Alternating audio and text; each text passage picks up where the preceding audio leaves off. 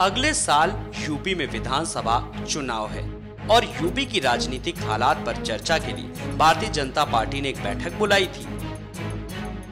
14 मार्च को कैबिनेट मंत्री महेश शर्मा के घर पर यह बैठक हुई।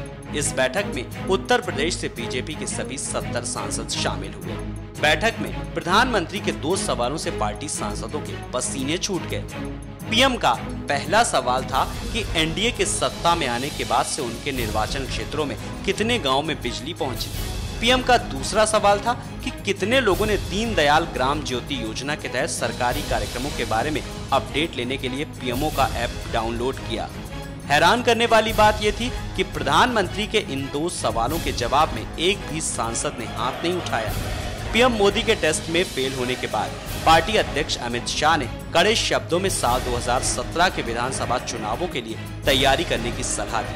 पीएम के सवाल का जवाब देते उन्होंने कहा कि एनडीए के सत्ता में आने के बाद से 1529 गांव में से 1248 गांव का विद्युतीकरण हुआ है।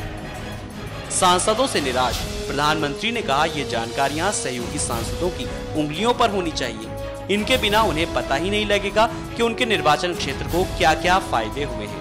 इतना ही नहीं, सांसदों को विद्युतीकरण योजना को लेकर जागरूकता फैलाने के लिए दिन भर का कार्यक्रम आयोजित करने को कहा गया है।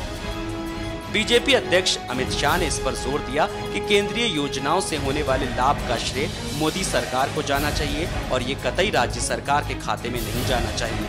शाह ने सांसदों को सोशल मीडिया पर एक्टिव रहने की सलाह दी और इसकी अहमियत को नजरअंदाज नहीं करने पर भी जोर दिया।